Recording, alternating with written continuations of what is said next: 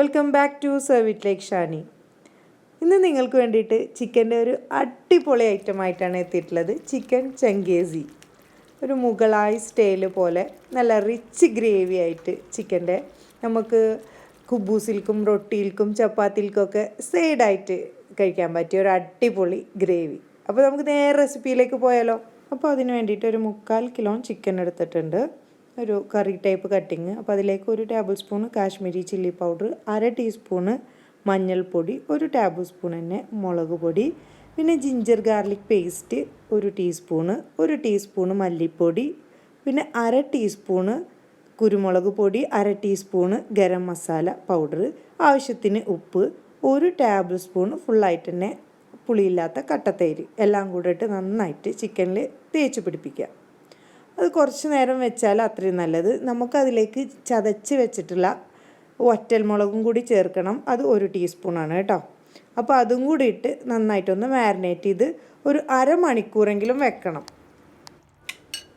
ശേഷം നമ്മളൊരു കടായി എടുത്തിട്ട് അതിലേക്ക് ഒരു 3 table spoon oil, cooking oil, sunflower ഓയിലോ മതി, അത് ഒഴിച്ചിട്ട് 3-4 ടേബിൾ സ്പൂൺ ഒഴിച്ച് കൊടുക്കുക. എന്നിട്ട് നമ്മൾ ഒരു 2 വലിയ ഉള്ളി കട്ട് ചെയ്തതും പിന്നെ ഒരു 2 ടേബിൾ സ്പൂണോളം കശുവണ്ടിയും നമുക്ക് വറുത്ത് കോരാം. വേറൊരു പാൻ ചൂടാക്കി അതിലേക്ക് സൺഫ്ലവർ ഓയിൽ ഒഴിച്ച് കൊടുത്തിട്ട് നമ്മൾ നേരത്തെ മാരിനേറ്റ് ചെയ്ത് വെച്ചിട്ടുള്ള ചിക്കൻ കഷ്ണങ്ങൾ പൊരിച്ചെടുക്കാം. അല്ലാണ്ട് മുരിയണ്ട, ഒരു എന്താ പറയുക 75% ആയാൽ മതി കേട്ടോ.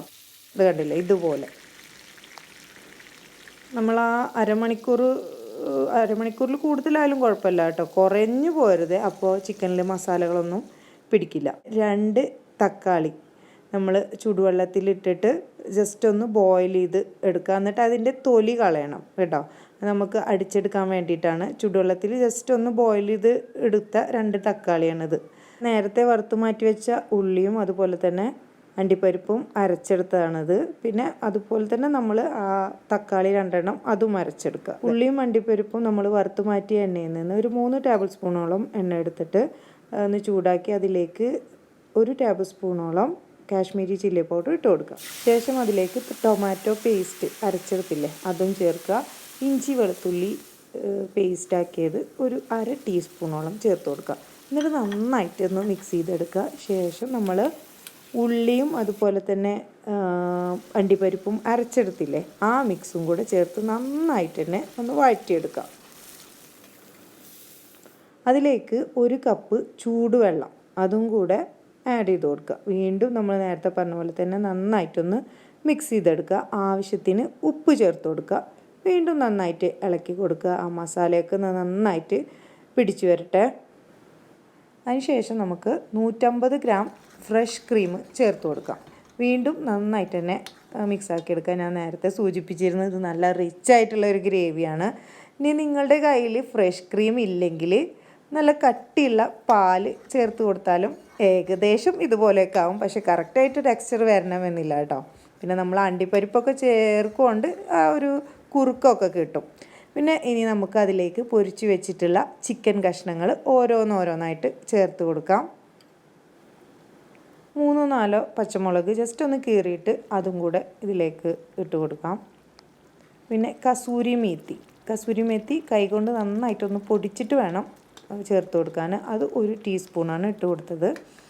അപ്പോൾ വീണ്ടും നന്നായിട്ടൊന്ന് മിക്സ് ചെയ്തതിന് ശേഷം നമുക്ക് മല്ലിയില അരിഞ്ഞത് 1 ടേബിൾ സ്പൂണ് മല്ലിയില അരിഞ്ഞതും കൂടി ചേർത്ത് കൊടുത്താൽ ഏകദേശം നമ്മുടെ കറിയൊക്കെ റെഡിയായി.